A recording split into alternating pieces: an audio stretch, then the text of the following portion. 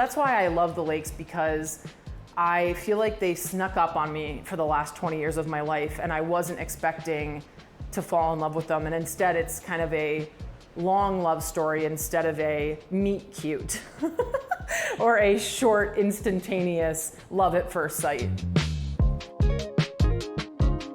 I guess I should say, yes, hello, my name is Gio Rutherford. I am a printmaker, a book artist, and an educator, as well as a content creator on the internet.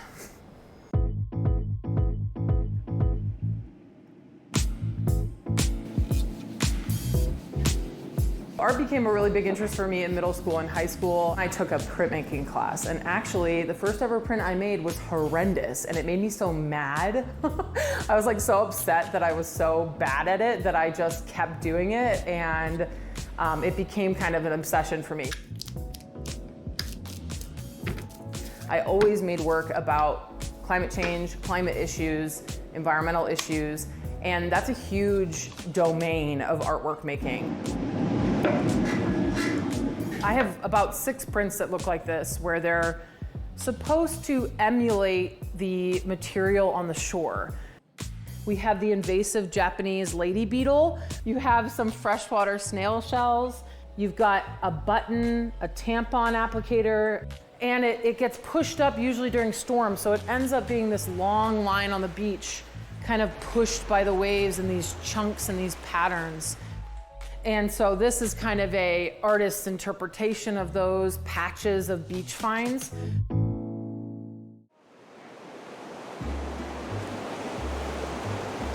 When you stand and look out at the Great Lakes and you're on the shore and the water is lapping at your feet, you have no idea the greater issues that the Great Lakes are facing. You can't know that from just standing on the shore. Ooh, tampon applicator!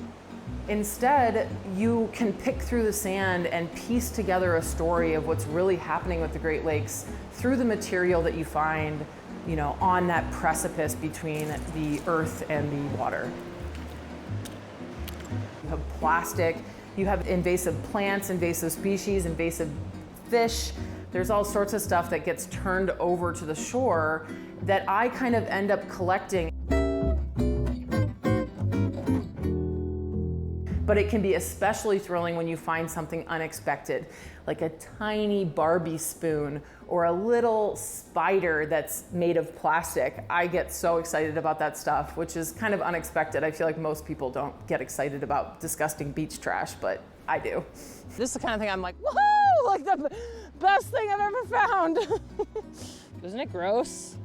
I love her. I've done videos on all sorts of stuff with the Great Lakes. My very first Great Lakes educational TikTok, where I did not know what I was doing.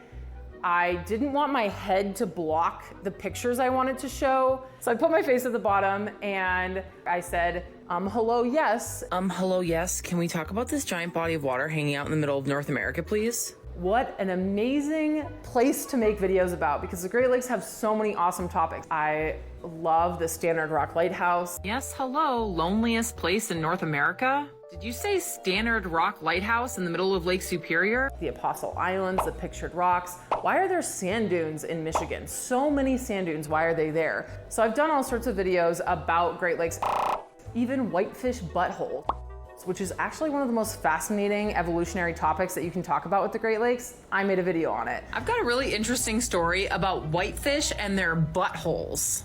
Oh my gosh, I love Spooky Lakes, and Spooky Lakes is another example of Gio just being like, man, what if I do this thing? Yes, hello, it's October 1st. Do you know what that means? It's Spooky Lake Month, where we do 31 days of haunted hydrology. I had all of these lakes that I realized are so spooky. Just lakes that are radioactive, or lakes that are made of salt, lakes that are acid, lakes that are made of lava. There are so many weird lakes on this planet. I talk about anything that's water related that's spooky. People love the Great Lakes and they're passionate about the Great Lakes, and they're so excited that the word is out that the Great Lakes are something that everybody can now be excited about. And the Great Lakes are kind of this ultimate leftover of that time, 10,000, 12,000 years ago. So they are critical for our life here, the way that we've been living it. And if we want to continue to be able to live hand in hand with the Great Lakes, then we need to take care of them and be aware that they are an important and critical part of the way that we function here on this continent.